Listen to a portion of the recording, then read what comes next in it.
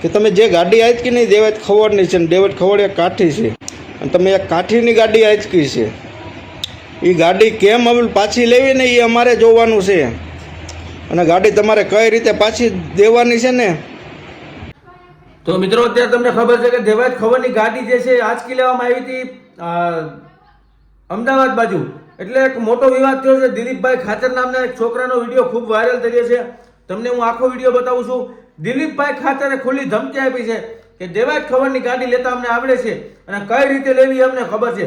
તમને જો ગાડી આંચકી લેતા આવડતી હોય તો અમને ગાડી લેતા પણ આવડે. અને દિલીપભાઈ ખાચર જે છે એ દેવાજભાઈ ખવડના શાળા છે તેવું પણ જાણવા મળી રહ્યું છે સૂત્રો દ્વારા. ત્યારે આ વિડીયો ખૂબ વાયરલ થઈ રહ્યો છે સોશિયલ મીડિયાની અંદર. મિત્રો વિડીયોને તમે ખાલી શેર કરવાનું ભૂલતા નહીં, કારણ કે અત્યારે સોશિયલ મીડિયાના યુગની અંદર ઘણા બધા લોકો ફેમસ થવા માટે ઘણું બધું કરતા હોય છે. ત્યારે તમને ખબર છે કે ફેમસ થવા માટે અમુક લોકોએ દેવાજ ખવડની ગાડીને આંચકી લીધી હતી અને હવે એ લોકોનો વારો પડી ગયો એમ સમજો તમે. કારણ કે દેવાજ ખવડ છે યાર, અને ખવડની ગાડી સ્કોર્પિયો પાણીમાં ફેંકી દીધી એવા પણ સમાચાર પ્રાપ્ત થઈ રહ્યા છે મિત્રો. ત્યારે હવે દેવાજ ખવડ થોડા દિવસમાં આનો બદલો લેશે. ત્યારે દિલીપભાઈ ખાચરે પણ કીધું છે કે આનો બદલો પૂરેપૂરો અમે લેશું અને અમે બક્ષી દેવામાં નહીં આવે, અમે કોઈને મૂકશું નહીં.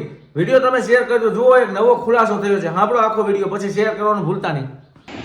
કે તમે જે ગાડી આંચકી નહીં દેવાજ ખવડની છે ને દેવાજ ખવડ એક કાઠી છે અને તમે એક કાઠીની ગાડી આંચકી છે. એ ગાડી કેમ હવે પાછી લેવી ને એ અમારે જોવાનું છે અને ગાડી તમારે કઈ રીતે પાછી દેવાની છે ને તો તમને હજી એકવાર વિચાર થાય. તમે જ્યાં બે પેક પી પીને જે રાવણ થઈ જાવ છો ને, રાવણ કોને કહેવાય ને એ હવે અમે તમને બતાવશું. બરોબર? આ કોઈ સમાજ લેવલની વાત નથી અને સમાજ લેવલની વાત નથી કરતો હું. આ ફક્ત જે આ ડોનગીરી આ જે થારવાળાના જે 5-7 લોકો આવ્યા હતા ને એના માટે જ છે. આ કોઈ લડાઈ વિડીયોની નથી, પણ મારે થોડીક જાહેરાત કરવી જરૂરી હતી.